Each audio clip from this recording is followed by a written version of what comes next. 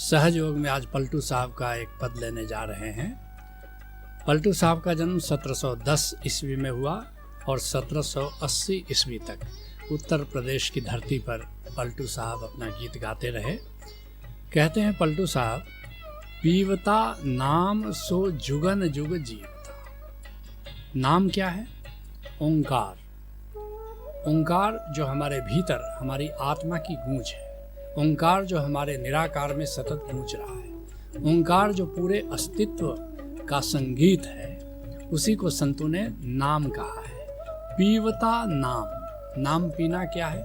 नाम का सुमिरन, नाम की याद में जीना, नाम की स्मृति में जीना, इसी को संतों ने नाम सुमिरन कहा है। पीवता नाम सो जुगन जुग जीवता। और जो नाम का अमृत पीता है वो अमर हो जाता है। इसलिए कहते हैं पलटू साहब, पीवता नाम सो जुगन जुग जीवता। क्योंकि उसकी चेतना, अपनी चेतना से, अपने चैतन्य से, अपनी आत्मा से वो परिचित हो जाता है, अपनी आत्मा से वो तादात्म्य बना लेता है। और पीवता नाम सो जुगन जुग जीवता, और ना ही वो मरे जो नाम पीवे रे। उसकी मृत्यु नहीं होती। ऐसा नहीं कि शरीर नहीं मरता, शरीर तो मरता है, जो जन्मा है वो मरेगा, लेकिन चैतन्य न तो जन्मता है न मरता है। और इसका बोध ओंकार को जानने वाले को ही पता चलता है कि वह चैतन्य है, वह बोध है, वह आत्मस्वरूप है, और वह नाम पीता है, नाम के सुमिरन में जीता है। उसकी जीवन शैली नाम सुमिरन की शैली हो जाती है। और ऐसा नहीं कि नाम सुमिरन आज कर रहा है और कल वो आनंदित होगा, बल्कि नाम सुमिरन अपने आप में आनंद से भर देने वाला है। और नाम सुमिरन बहुत ही आनंदकारी है। और नाम सुमिरन करते हुए कोई भी जो नाम सुमिरन करता है वो बहुत ही आनंदित होकर के जीवन को जीता है। जिसके लिए गुरु अर्जुन देव जी कहते हैं, झिमझिम बरसे अमृत धारा। वो नाम की धारा कैसी है? वो अमृत स्वरूप है। और रिमझिम रिमझिम जैसे बरसात होती रहती है, ऐसे ही एक रिमझिम सी बरसात ओंकार की होती रहती है। और मन पीवे सुनि सबद बिचारा। और जब हमारी चेतना उस नाम के अमृत को पीती है तो बस नाम में ही ध्यान लगा रहता है, बरबस ही नाम की याद बनी रहती है। और अनद विनोद करे दिन रात। और जो नाम के सिमरन में जीने वाला उदास नहीं होता, वो हमेशा आनंदित होता है। और एक विनोदमय उसका जीवन होता है, हास्यमय, विनोदमय, आनंदमय, एक हर्षमय, एक प्रफुल्लित, एक आनंदित उसकी जीवन शैली हो जाती है। और अनद विनोद करे दिन राति, और सदा सदा हरि केला जी। और कैसे नहीं उसके जीवन में आनंद आएगा, कैसे नहीं उसके जीवन में विनोद आएगा, क्योंकि सदा वो गोविंद के पास रहता है, सदा गोविंद की उपस्थिति का वो अनुभव करता है। कहते हैं पलटू साहब, काल व्यापे नहीं अमर वह होएगा। और फिर उसको मृत्यु का दुख नहीं सताता, मृत्यु का भय नहीं सताता, क्योंकि वो जानता है कि मेरी तो मृत्यु है नहीं। शरीर की मृत्यु हो सकती है, लेकिन मेरी चेतना, मेरे चैतन्य, मेरे बोध की कोई मृत्यु नहीं। मेरी आत्मा तो अजर और अमर है। काल व्यापे नहीं अमर वह होएगा, और आदि और अंत वह सदा जीवे रे। और तब वो जान पाता है कि मैं आदि में भी था और अंत में भी मैं रहूँगा। जब सृष्टि पैदा नहीं हुई थी, जब ये जमीन नहीं, जब ये ग्रह और नक्षत्र नहीं थे, जब तारे नहीं थे, जब सृष्टि नहीं थी, तब भी मैं था। और एक दिन जब सारी सृष्टि विलीन हो जाएगी, तब भी मैं रहूँगा। आदि और अंत वह सदा जीवे रे। क्योंकि चैतन्य, हमारी आत्मा जो है, हमारा चैतन्य जो है, ये कालातीत है। जिसके लिए भगवान कृष्ण कहते हैं गीता में, नयनम छिन्दन्ति शस्त्राणि। मगर ये तो पढ़ा है हमने गीता में, जाना तो नहीं। लेकिन जिस दिन ओंकार को जानोगे और अपने गे आत्मस्वरूप को जानोगे, यह तुम्हारी भी प्रतीत हो जाएगी जो कृष्ण की प्रतीत है। नयनम छिन्दन्ति शस्त्राणि, मुझे कोई शस्त्र काट नहीं सकता। नैनम दहति पावकः, उसे कोई आग जला नहीं सकती।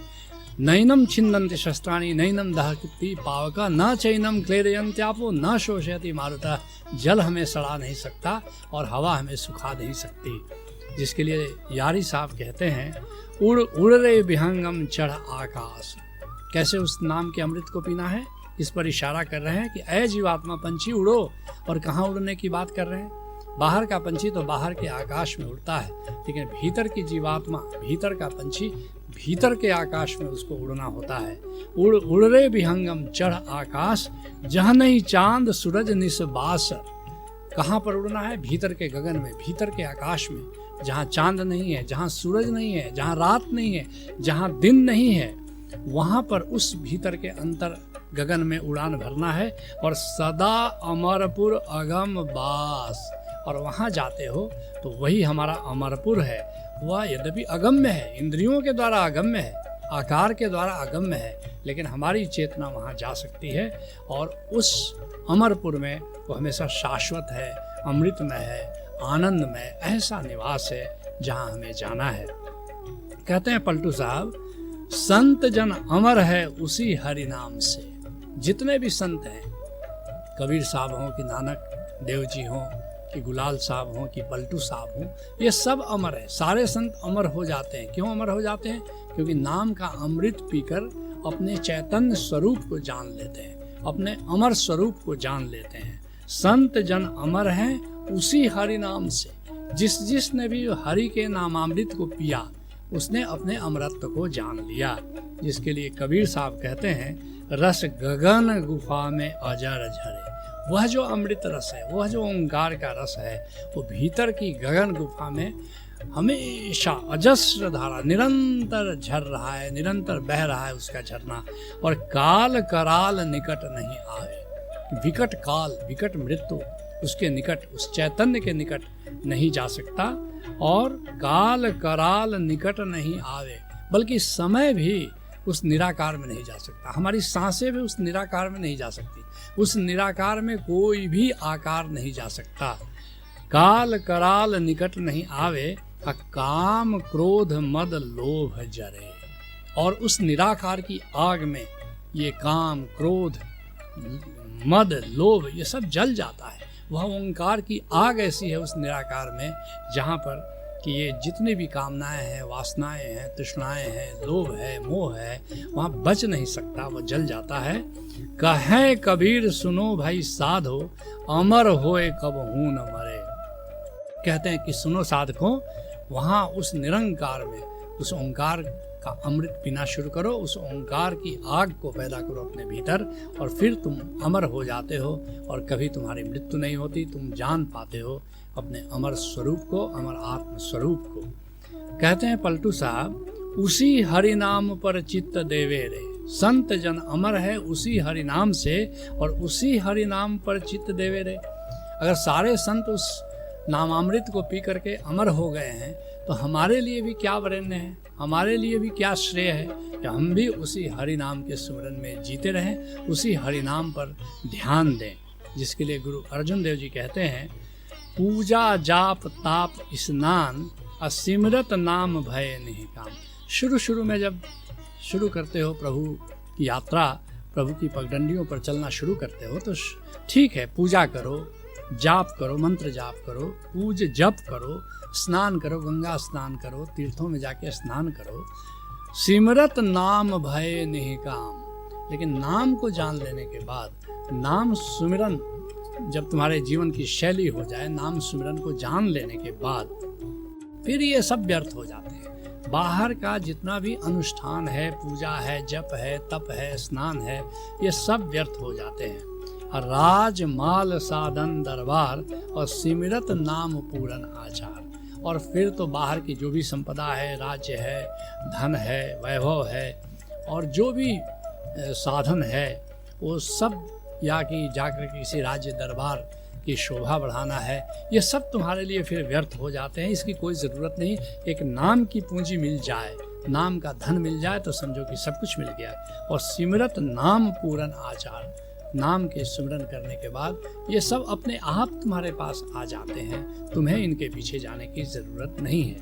कहते हैं पलटू साहब, दास पलटू कहे सुधा रस छोड़ के, और भया अज्ञान तू छाछ ले रे। कहते हैं कि इतना सब जानने के बाद, संतों से इतना सब कुछ सुनने के बाद, अगर तुम नाम को छोड़ देते हो, अगर नाम का रस पीना छोड़ देते हो, तो ऐसा ही कहा जाएगा कि कोई अमृत को छोड़ दे और मट्ठा या छाछ की तलाश में रहे, या मट्ठा या छाछ पीने के लिए प्रयत्न करे, प्रयास करे, जबकि अमृत तुम्हारी प्रतीक्षा कर रहा है।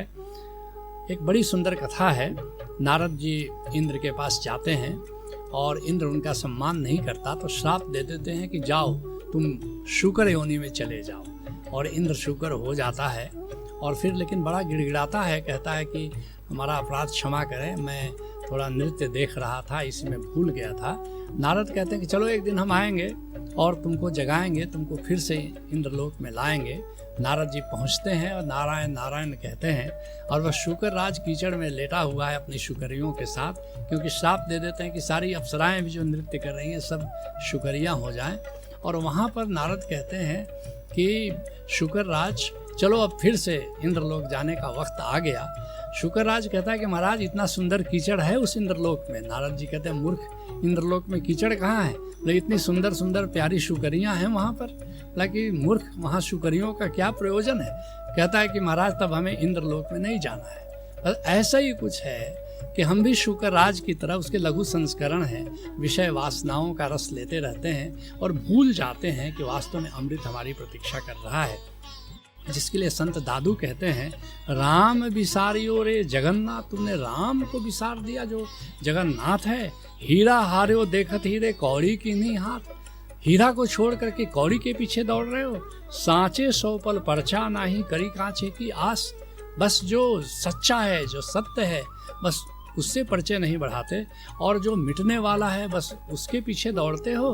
और विष ताको अमृत करी जाने, सो संग न आवे साथ, और तुमने विष को, विषय रसों को तुमने अमृत जान लिया है और उसके पीछे तुम दौड़ रहे हो। लेकिन याद रखना कि महाजीवन की यात्रा में यह विषय रस तुम्हारे साथ नहीं जाता, अगर चलता है तो राम रस तुम्हारे साथ जाता है। इसको एक नए अंदाज में सुनो। कितनी सुंदर है सृष्टि और कितना कुछ पाने को जग में, तुम पत्थर चुनते रहते हो हीरा अनदेखा कर पथ में। हीरा पत्थर का भेद जान, ढाई आखर का वेद जान, अथ वेदम शरणम गच्छामि, भज ओशो शरणम गच्छामि। तुम भी किसी काबिल मुर्शिद से जुड़ो, नाम के अमृत का भेद जानो और उसको पीकर मस्त हो जाओ। यही सहज योग है। हरि ओम तत्सत।